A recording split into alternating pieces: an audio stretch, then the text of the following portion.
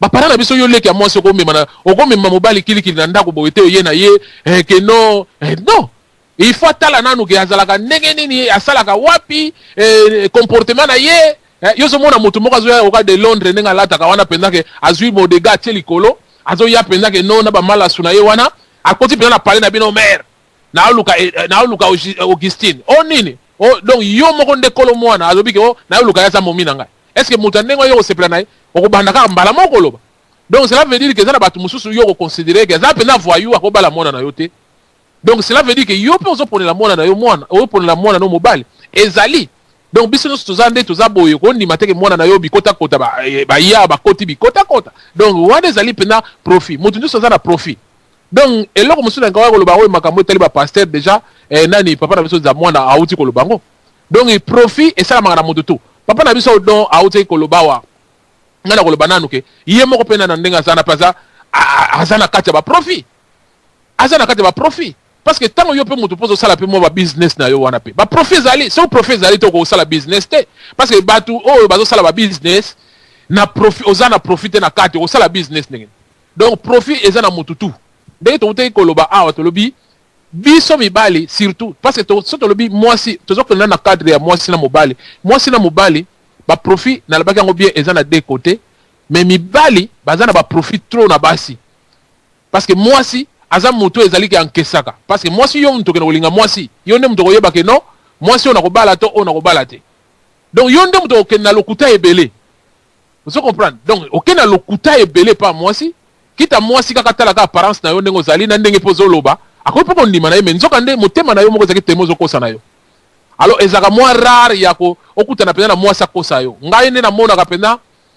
soko yebi pena ko maîtriser pena makambo pena na momi ke ba norme nyoso ya mwasi po mwasi akosa yo pena na mona yango pena za moi pas surtout biso nde ba papa nde biso nde toza pena wana pena za vrai eza pena biso nde ba papa toza numéro 1 ya ko kosaka parce que maman lelo toza ko lobango lelo ke so to tali na ba poto o mona o ba mama ba boma ba pona ba profit ba nini tout là mais kende na no yo zolo ojuger ba boma ba pona ba profit mais pour na bandako wana mais pourquoi ba mususu bazana ba momi na ba parler ba mususu bazana ba momi na ba parler ba vanda ka bien ba pema ka bien mais pourquoi ba yo ka ko loba ke non ba mama bazo boma ba pona soki ba nini ba profit non profit ezana mama soko zo la ksaye ba lar na yo ya bien que okenda ko lokalar na yo zo la ksape bien ye pe ko za la pe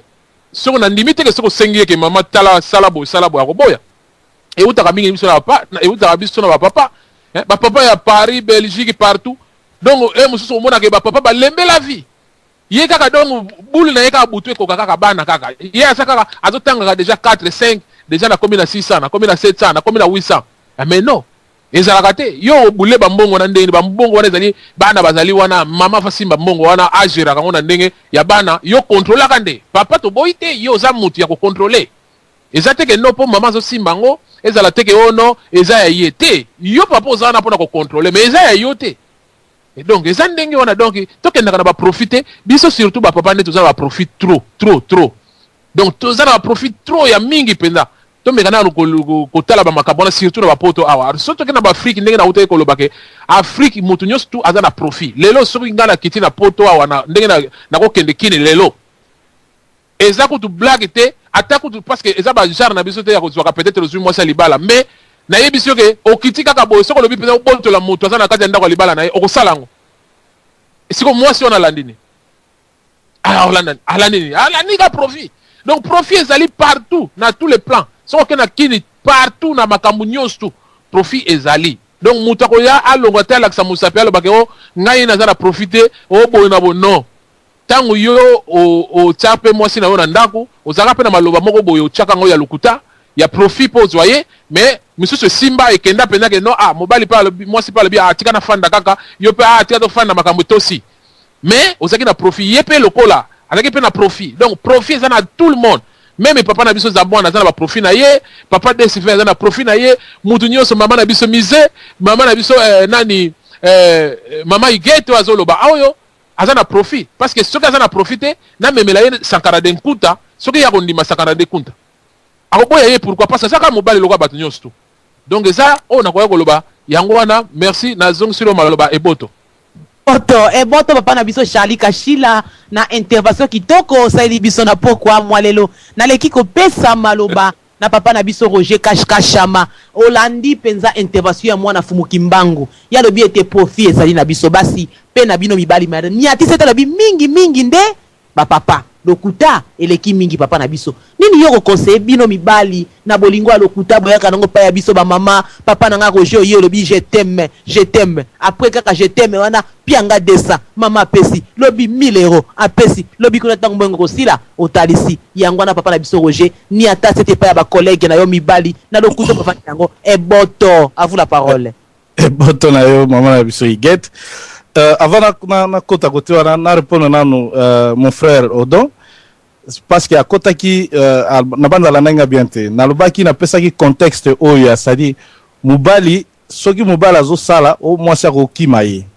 mwasi zo mbongo esi mubali mbongo esi mwasi akokimaye siko na pesa ki exemple bo siko soki ezaki mwasi pa salaka siko yo mbongo mwasi esi mubali pa kima donc ezaki sens wana ya azwaki on likolo trop mais maman na biso Iget au moni soko la na intervention nga liboso na robaki sur profit moni profit wana ezali na deux sens profit ezali na deux sens ya malamu na mabe mais mutu soka utiliser profit na ye na sens ya mabe de comme peut mabe mais soki mutu utiliser profit na ye na sens oyo biso to pesi ba exemple awa ndenge papa na ngai Charlie a auto pesi exemple moko typique. Donc na boye opona nani donc na Sankara na pasteur yo opona nani donc ezana profit na yo ya malamu pona bo vi na yo na muto yo zo sala oyo kovana na ye na bo moyi na yo na libala na yo mais tozongi sikoyo epa yo tuni biso sang olobi que non mubali aye ekozwa kaka oyo mwasi azana ngo soki mwasi tango isi mwasi kimi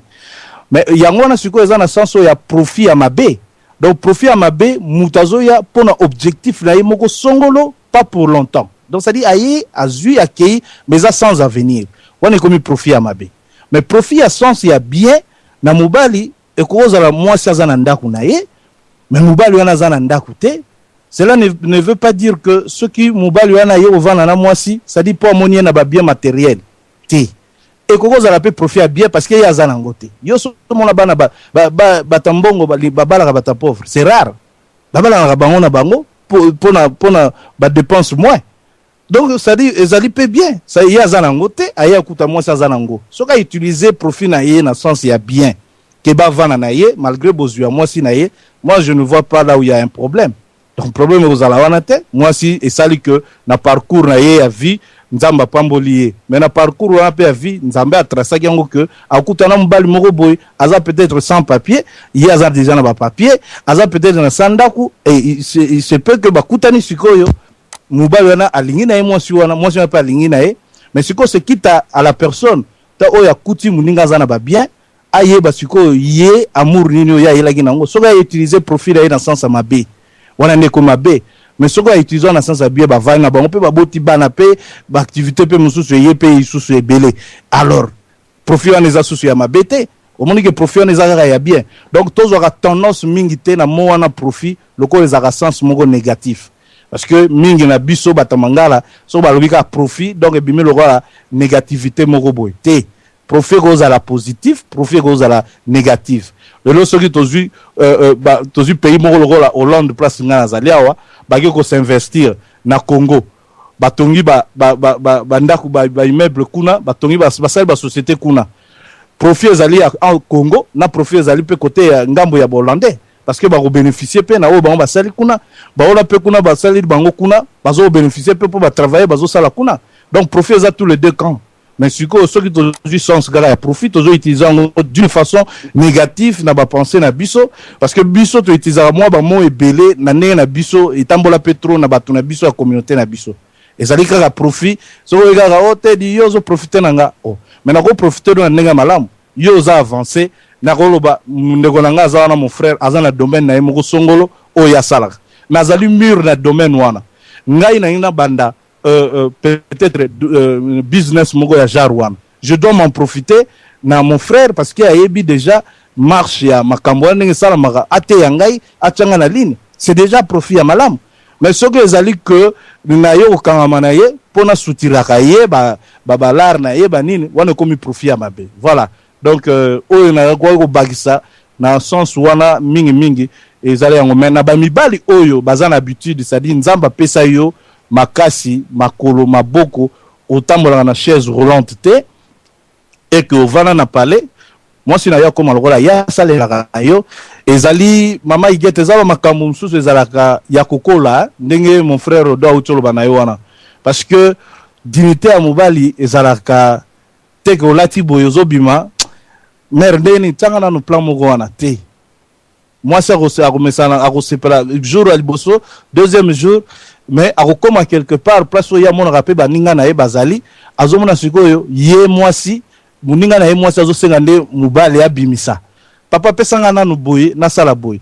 babiloko wana tanga etikale na mutu tanga zoya na palais valeur na yo nyonso bana omona ngo susté et puis mona sikoyo mwasi alati complexe mobimba na nzoto na ye na bamibalo ya azomona libanda babiloko wana utaka wana. Donc ça dit le mariage avant tant bo monani muto ya koko sala exercice ya aizwa ba réponse na tango toko vanda na libala za raté. C'est-à-dire soki boye bo vandi ndoko découvrir ba biloko mususu oyo ko sala sikoyo o boko ko bongisa bo bongisi o po boko ko bongisa te o le botika la bo discuter mikolo nyonso nzamba sala boye ko koma discussion susu te et komi bambata. Donc c'est-à-dire que mieux vaut bo se séparer.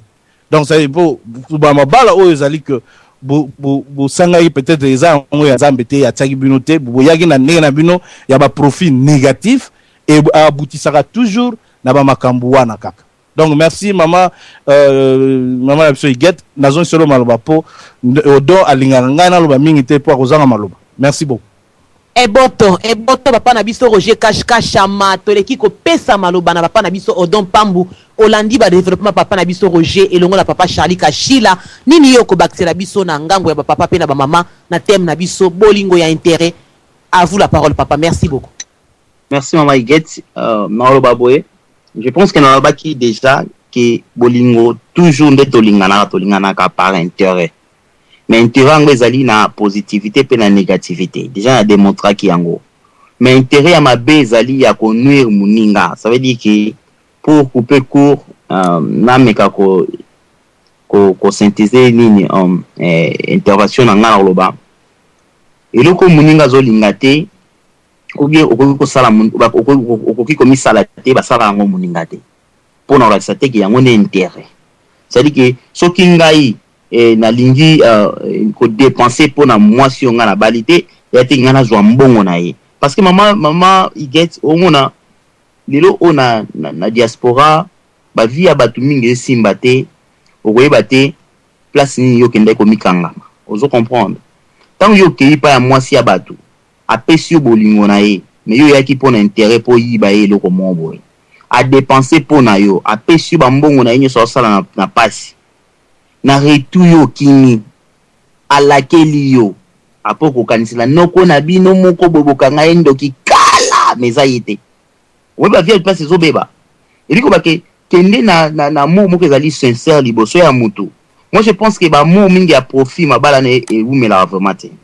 po moni na ba eloko moko ndenge mutu na nga ero ya alobi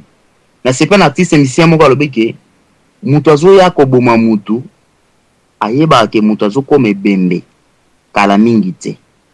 mais tandis que mutu bazoya ko boma ye ya vandi na ndako azoyeba te ke kala mingi te yenda azokoma ebembe moi mabala bongo ezebele ça dit que mutu approcher yo nde to vanda boy na basi oyebi te yayela ki nini mais ce sont des actes et prouver que amour o ezaki sincère amour ezaki na nzela ozomona mutu nanga ko ya utolo beloko moko na ko yebisa mon frère yo za na kata idéologie oyebi jamais na vie na mona place love ya mwasi azo diriger mobale asala la mbali nyonso mobale na akonzaka mwasi na ko diriger non esuka kaka un akoma ntaba na yebi akoma mbwa na ye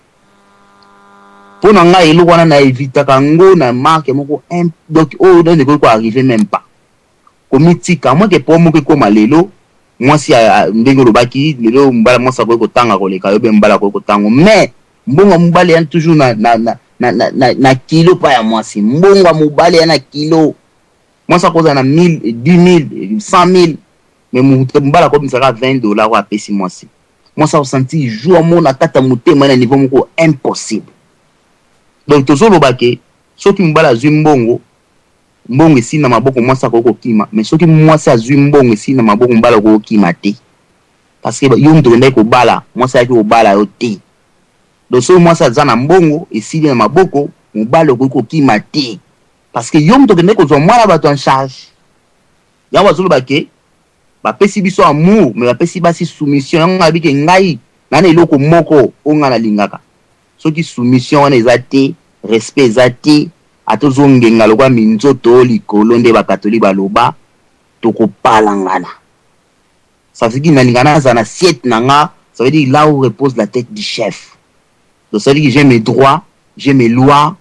et j'ai l'amour aussi aux ko chapeauter biloko wana tout. Et yo moi s'il faut tout sango tant que ngana osalo tout ozo linga, il faut tout sa biloko wana. Quand tu me mets à l'aise, ngana o chaos à l'aise. Soko salinga guerre, je te ferai la guerre. Ngana ndengwa. Moi sanga yebike soka chinga azana nga bien, akozwa tout o ya lingi na place ngana osukela. Mais soka chinga mal à l'aise, as la tika ozala à l'aise. Non. Donc akoyoka pena ya vandeli mbabula. C'est ça. Ngana tambola ka bongo. Parce que soki ngana olinga, donc il faut linganga. Soki ngana o chaoka changa peka. Donc soki ngana sala ko mabe, sala ngabe mabe. Izande ngwana mama igeti na kosusa beloko moko oyebi na yoki ba papa na biso bilolo ba pesi banini na ko linga mwasi abo oui azana droit na ye eza ye parce que ayebi pourquoi le bibongo mais pas na ngai na lobaka ngo eloko moko ba mama ya biso ya kala babokola ka bana babima ba docteur babima ba licencié babima ba nani ba qualification tout batanga kate. Pour moi ça ko tanga te na ozoaye. Mais le gars important à moi c'est sagesse. La sagesse ya ngwana nde. L'intelligence to koma ba intellectuel parce que tozo tanga tozo ko apprendre makambo oza intellectuel aza intelligent mais la sagesse ba somba ngote. Tu ko tanga te moyebi ke loko na ta conscience nanga o ezama beso na sali o mwana nga loba ozala boye. So na sali on a battu libala nanga. La sagesse est important na kata libala. Pour nanga. Mais papa nanga yi ako sala choix na ndenge parce que tozo vivre, biloko ya vivre na vie. Tanto ya ngata zake na ndako moboy. Moi si azozwa linzaka na ya kotisi na munoko. Et comme na place qui dans poa bimsa biloko na miso abato. Minu nyoso tout ya suka kuni zo monana. Donc azo ya ha. Donc il y a monon qui o ya zapenda donc na ebité. Wana izali biloko ya ko za comparaison. Mais pour nanga moi ça va sage on peut former on peut fabriquer on peut changer forme et tout on s'adapter facilement parce que la femme sage ayokaka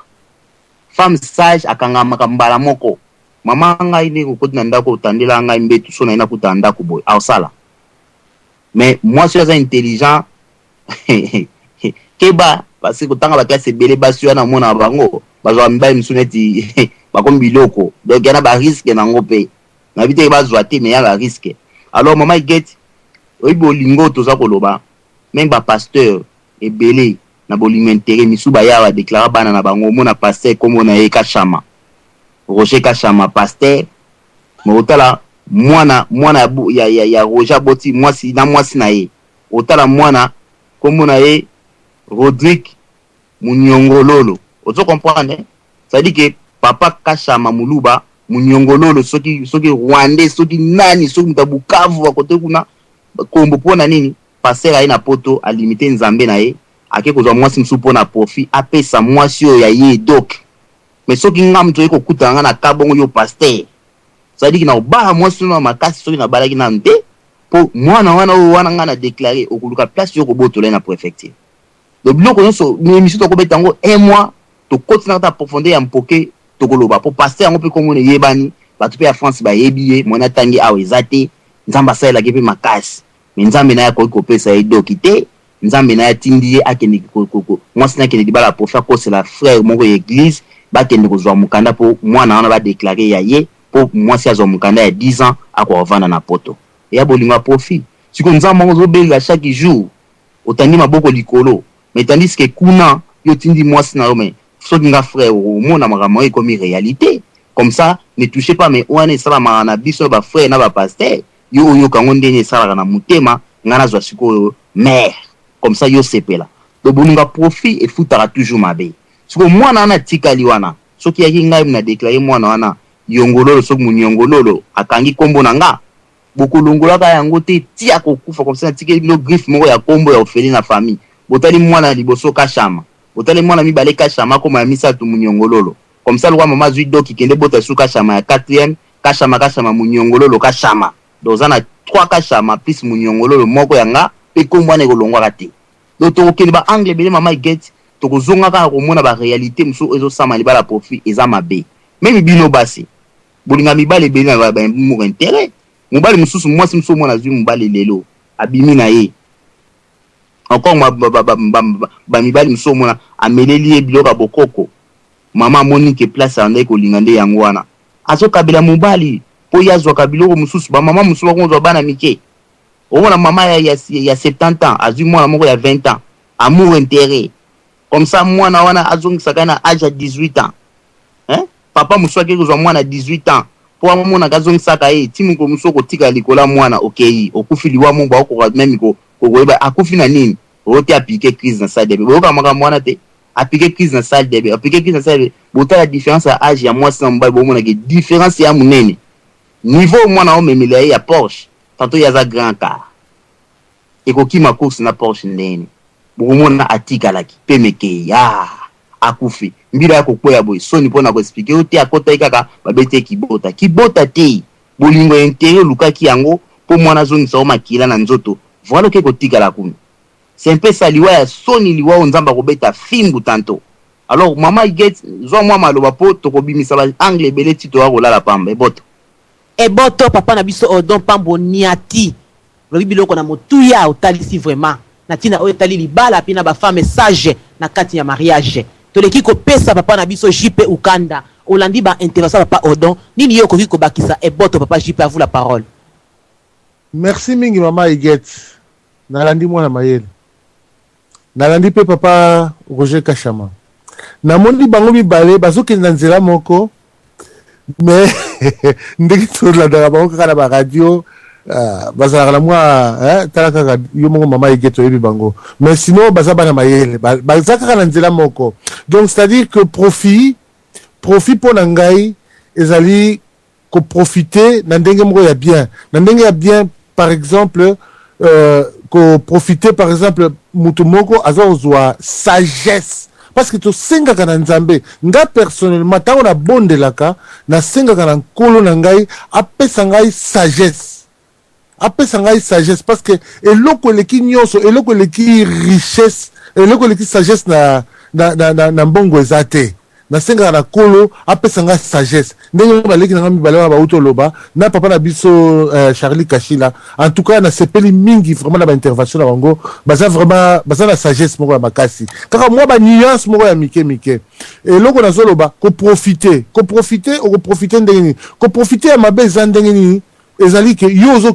okende obeta muninga sereng ndenge musicien na biso moko yembaka Chengaka alobi serenge okende ko beta mutu serenge donc obende doki na ye donc en général obenda ye makila wana eza mabe mais ko profiter na ndenge ya bien zali tango batu mibale baza ko yekolana oyo azoko benda mwa azako zwa mwa ya ye muke epa ya mutu okuna pe azako zwa mwa muke epa ya mutu bango mibale siko tango bakuta basangisi ekomelo ko mwa munene donc sagesse wana donc ndenge sagesse zaki sagesse ya Salomon ndenge petit na ngai leki na ngai odon pambo na pesa ye kombo sagesse ya Salomon c'est ça oyo kake mariage ko sala bien mais ba ndeko mingi ya basi ba ndeko mingi ya mibali ako ya lobi ana kende pa mwana ya papa JP puisque azala mukanda bo batangisa bango nakene ko bete serenge donc na bende doki wana eza eloko moko ya mabe wana vraiment za ko profiter na ndenge ya mabe profit elingo banini ozoki de profiter pour ozwa oya ya bientôt ya mabe ya bien de to sepela nango o tozo pesa baninga conseil mais ya mabe ezake nakende kobete sering na bende makila donc obende makila lingo banini yo mama mimi pardon mama na biso baba mukunza wa mama yebi yango kobenda makila tangungi azo ya kobendo makila azo bendo makila ya malamu azo bwa kilo ya mabe wana nde ezali wana foma foto telebelango mama na biso mukunza wa mama wana za mabe mais kobenda oyo na ndenge ya bien ezake ozokende oki profiter na moninga ya profiter na ndenge na yo donc bosangisi sagesse na bino alors tango bosangisi ekutani bosali libota moko ya malamu mama na ngai merci mingi vraiment na émission kitoko na sepeli nango mingi mpona bandaki kolanda yango banda ebandeli mpe nalandi bana ya mayele mingi awa na yoki bango vraiment nzambe apambola bino apesa bino sagesse ya mingi apesa po oyo boza kosala nde yango eza koteya biso voilà na suki wana nzamba pambola bino eboto papa na biso JP ukanda na ba intervention kitoko vraiment nzambe pe alika na kopambola yo elongo na libota na yo mobimba tozali kokoba bandeko balandi na radio di solo na thème na biso ya kitoko amour profil amour intérêt bolandi nde tozali kopasola na ngambo ya bapapa pe na bamama tokotaki na ngambo ya bapapa ya baaventurier oyo bazoya kosala baaventure na kati ya bamama koya kokosa bango na lingi yo na kobala yo na kovanda na yo après avoir kolia imbongo après avoir kobota ban après avoir kobenda mukanda ba intérêt à sorte ezali ebele atamboli pe akosani liboma toleki kopesa maloba na mama na biso mise maloba nini ya suka oyo koki kolobela biso na thème na biso pona ba auditeur na ba auditrice kolanda yo mama na biso eboto à vous la parole merci beaucoup mama mise boto la balandi nyonso mama Iget na kosukisa na kobelela pona sincérité na kati ya mitema intérêt papa ba uti koloba ba intérêt ya bien ezali mais ya mabende toza komona eza kokoze ba problème intérêt na kati ya motema na yo intérêt na yo ekutana na intérêt ya na kati ya motema ya mama vice versa bolingo eya pe liboso sincérité d'abord sincérité soki ezali te ekomema moninga na pasi yo mpe kokanisa te ke yo okoganye suka yo mpe okota na pasi mais na moment oyo ozosala mabe pa moninga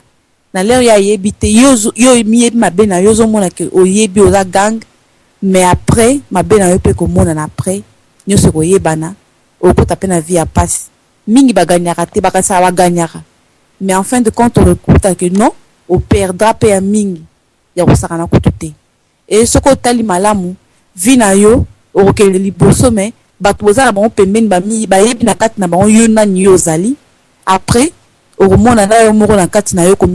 okomela mawa mais mawa wana emonanaka na elongi te mais bomama na sa motema nazongisama bamama Iget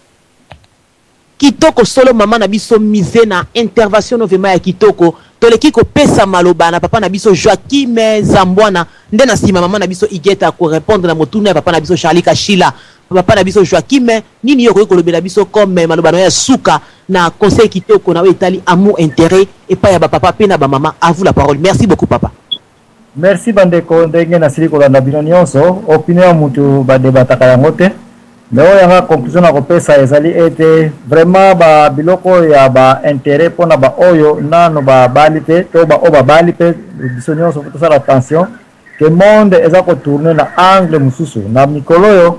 il faut tokende sur base ya la femme de 2011 ce n'est plus la femme ndenge tolingela jango les années 70 60 50 tina 20 non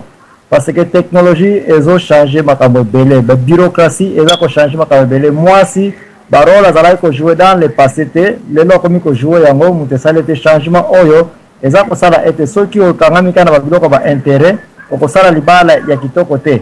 bajeune fille na kala bazalaki préparé en fonction ntango okende na libala yeba kolamba yeba kotanda mobali mbeto yeba korepasse bilanga mobali en tout cas na bajour oyo yo mobali soki oyebi no kotanda mbeto mpe te korepasse bilamba te vraiment okosima no kaka libala te kiye yango wana nde nga nakoki koloba ete danger ekoti totika babiloko ba intérêt e soki ekokontinue ekosimba te bamama mpe bochange formule ya koéduke bajeune fille na ndenge ya batetelaka mibali banguba koya koservi na mesa moi ça je ne suis plus content parce que bajour ezoya mwasi na ndenge tomoni yango na poto ekoma mpe ntina afrique sino ke koti nango déjà donc babiloko baintérêt akalaka mikolo ekosimba su te. Merci mpona émission ya lelo na banza vendredi na émission na ngai na kolobela mpe Facebook eske kozala ezali boulevard ya bacélibataire te na banza nde ekoya kokomplete émission ya lelo. Merci mingi mama Iget na ndenge oprécédé oyo. À vous l'antenne. Merci kitoko mingi papa na biso Joachim Zambwana toleki kopesa maloba na papa na biso Roger Kashkasha maman na Néerlande. À vous la parole papa. Maloba no ya suka twali koyoka eboto. Merci maman na biso Iget. En tout cas vraiment même temps to lobaka bankambwa il faut to saisissaka yango. Tout à l'heure wana on a intervention na ngai liboso papa na biso Zamwana a mekaki ko contredire ngai en disant que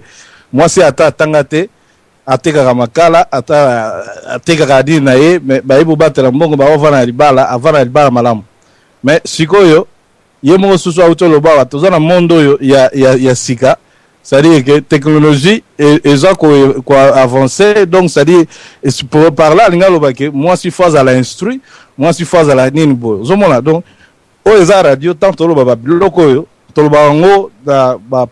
penser te po tozwa bapoint mais tobetaka oyo eutaka sincère motema c'est-à-dire soko obeti oyo euti na motema oyeba kobunga susu te makambo oyo olobai liboso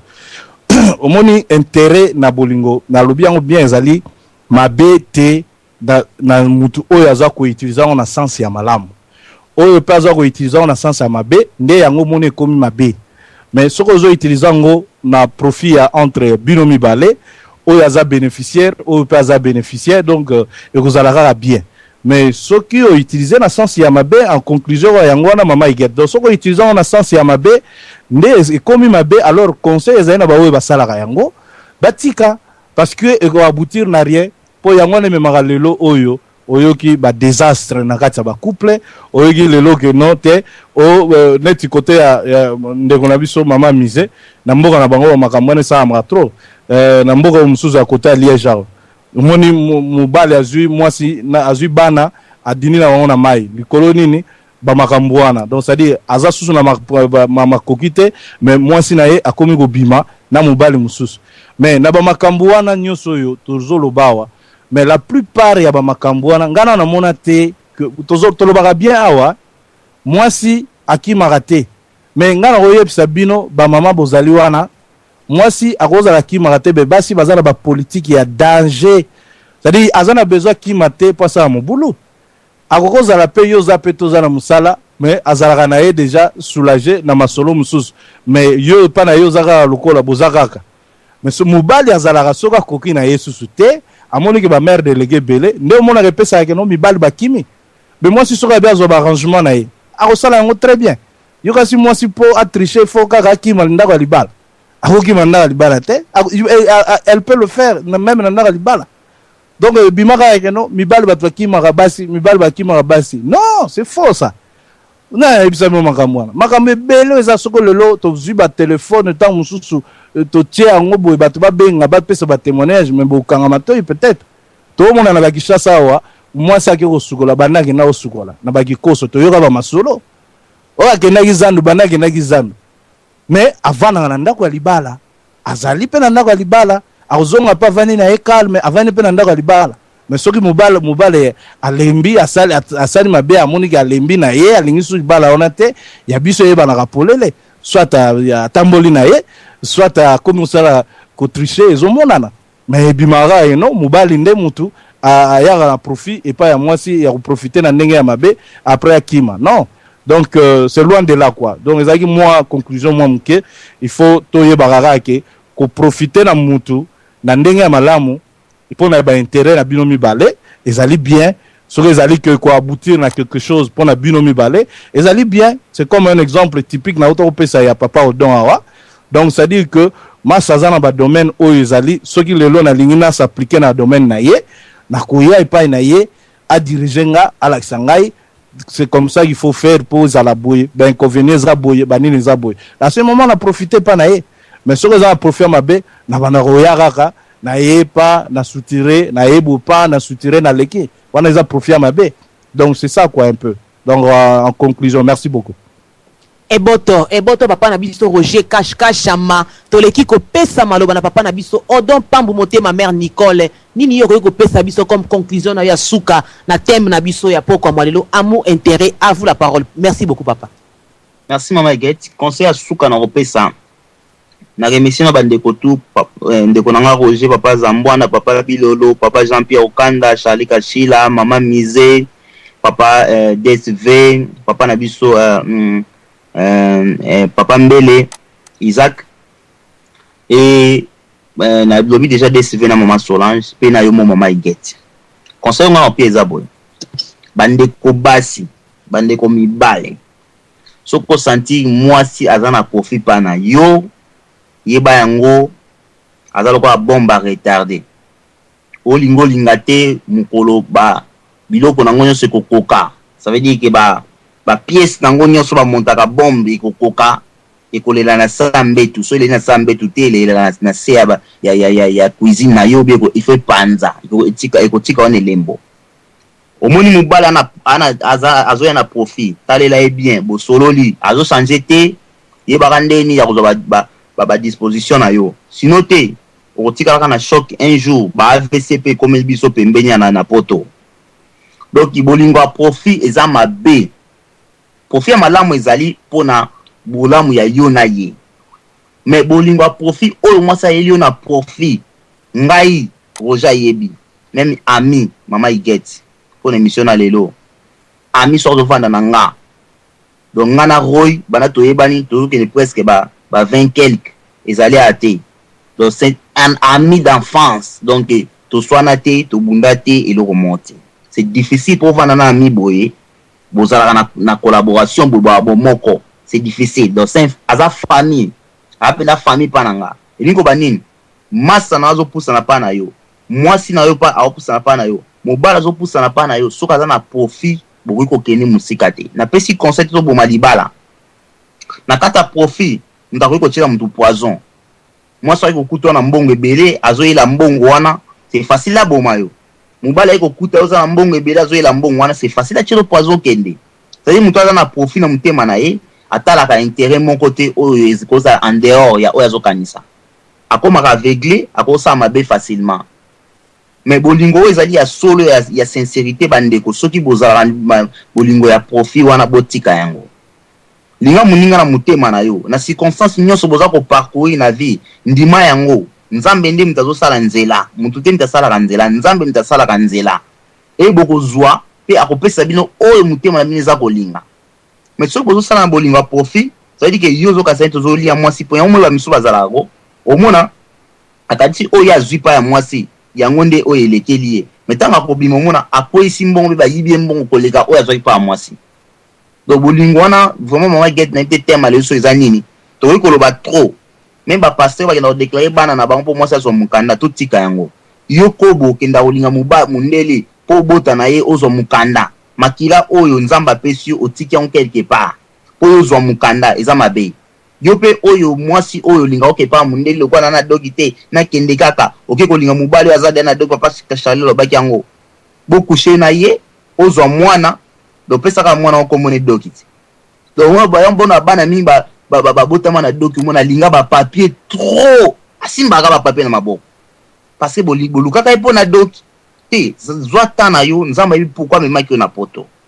nzamba ibi pourquoi circonstance o yeli yo nzamba ibi pourquoi zo parcourir tant oyo boye nzamba ibi pourquoi zo mikolo musale zo zwa mate pe satana nzambe yenda ko sala mais ko kola ça peut miste tambolaka vous comprendre papa musale lingo tika mama na butu te kaka kolanda mama kaka bolinga profit mwana botame akima mbangu na ndako atala te ko tuta na pamba po papa ndai ko luka mama ndai ko kima basimba ete te to sala bomoko to menga ko bongisa makambo wana nyonso biloko a profesa bien te oza na doki to solo ka biso na tango yo nzamba simba mutema no zala jitalala vanda calme zela tano nzamba opeso doki kokende okuta na mwasi te pona azana nationalité pesa yango bilo musu ba koti so koti kai dante na kata dia ya minu eko panzo minu tu ko yeba te ti ba AVC biso pe ba jeune ba AVC comme ko biso ezo kipe so te système ya cerveau ndenge zo sala ko elekina ya batata yakini ça veut dire que yo motango zo tambola luka yo moko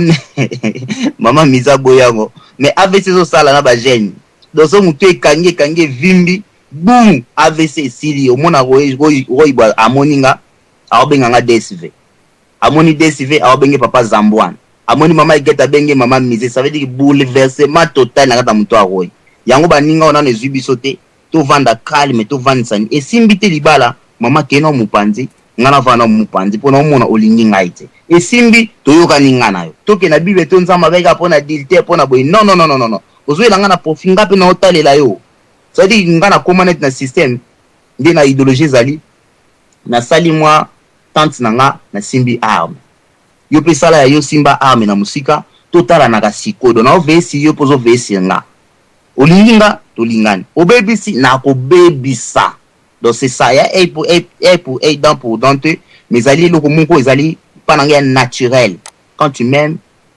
na ko aimer aussi soko aimer nga te ochenga trouble na ko chayo trouble ochenga guerre na ko salo la guerre c'est ça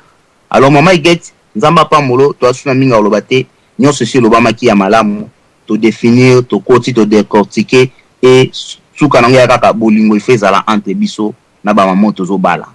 ba mama pe buta la biso na ndenge mo ya bien to apena ba famille bona ba famille to aider na famille na bino bo aider pe na famille na biso c'est ça qui yate ke ozo tize mobali yo mama ozwaka tu yo ngoloka ba mbongo bana obombi ozo tize mobali ti ngape so na timbeli na makambo wana na zwipe côté na bimisana na bloqué ça veut dire que na sombi McDonald na ngai na zo lia nzela ko mpemenda na pangusi munoko yo pe so ma McDonald na yo lia nzenza ko mpemenda ko pangsa munoko to la limbe to moto meli mai na tonto la muki e boto mama zongi simaro e boto ditala la papa na biso o don pambuli kama na McDonald bolandi ve mba intervention na ya kitoko lobiete e sengeli bomoko ezalaka soki bomoko ya lite moto na moto apangusa munoko pe ali ya McDonald na ye kitoko papa na biso don pambu salaka na biso tango na émission libala bosembo pambate ba intervention ezali vraiment très important to leki na koyano na mwa mokene na lumbango motuna papa na biso Charlie Kashila ya tuna kina mama na bino igeta lobiete na Sankara na musana nzambe yo kokamata nani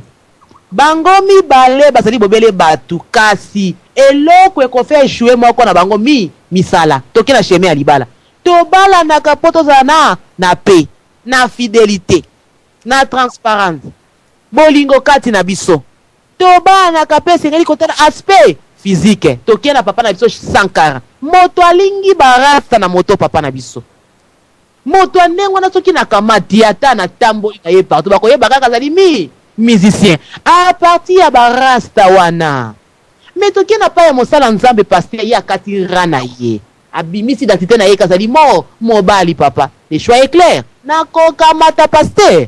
mama devite epai na pasteur na kozana na pe mais pas na Sankara lokola zali moto na barasta moto na basi ebele e kozana be matata pa mate téléphone banda kolela bana tongo tipo kwa okoka nana bengi papote abengi pona bwakai nana bengi papote wana benga zali collègue nana bengi même osana nzambe ozaka alléluia le choix est clair na kokende pa ya mosai na nzambe po ete na vivre na paix papa danga Charlie Kashila Olandi bien amala biso igete to komi na suka ya émission na biso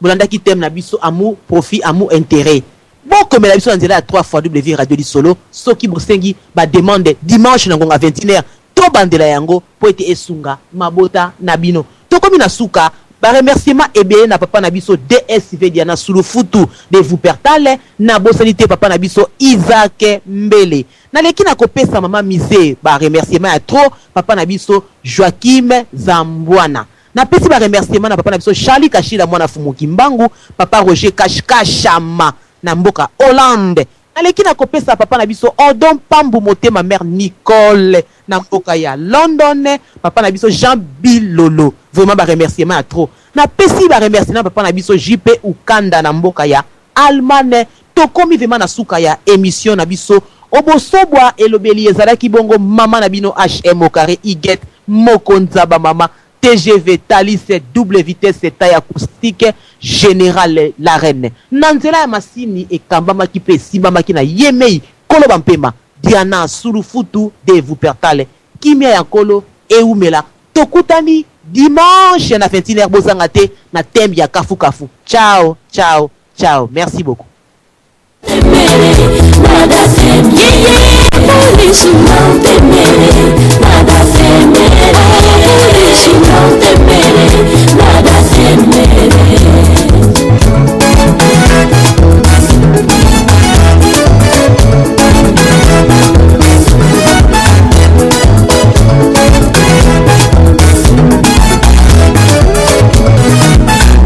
Neste mundo perigoso é difícil viver. Neste mundo perigoso é difícil viver. Tendo Cristo em mim, eu sou mais que vencedor. Tendo Cristo em mim, eu sou mais que vencedor. Por isso não temerei,